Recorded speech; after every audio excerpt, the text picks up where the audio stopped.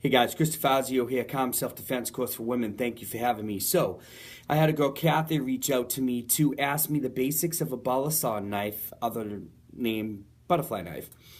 She said she's been cutting herself here and there and no one can show her the basics, so that's what she reached out to me for, so I'm going to do that now.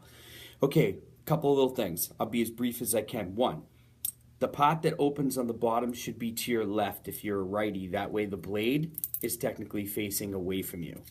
Two, you want to hold the right side of that if you're a righty, like I said.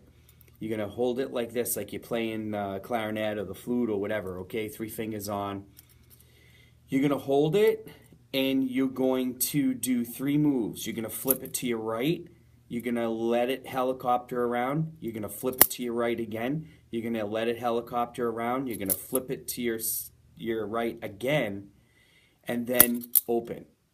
So that's the first one. So I'll do that super slow. There's 3 moves you got to practice here. 1, holding on to this and spinning it around. It's called a helicopter. That gets you used to being able to manipulate the blade in your 4 fingers, okay?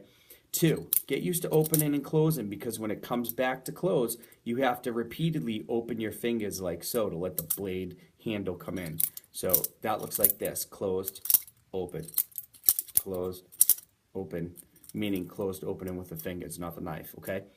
And the third and final thing is get used to doing it in concession together. So 1, roll, 2, roll, 3, roll, 4. So the 4 is just bouncing it back and forth, okay? That's why I said practice this move, opening, closing. Okay, so now I'll just show it in detail a little slow.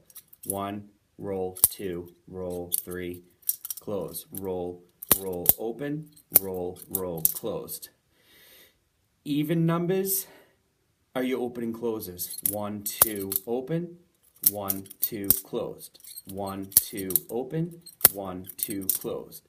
And of course that leads to, more fancy stuff that you can get used to, but there's no sense, showing you any of that stuff for now. Another thing, you want to make sure, love, that you put a little piece of tape here. That way, if you do mess up and it hits you, you're not going to cut yourself. And if you want to not do that because you want to look fancy and not have a piece of duct tape or electrical tape or whatever, just take this and take a nail file and just wear it down a little bit so it doesn't have so much of an edge. You can always go back and have a sharpening stone and get it sharp again after you get better at it. It's bad enough these all have a pretty severe point you got to watch out for.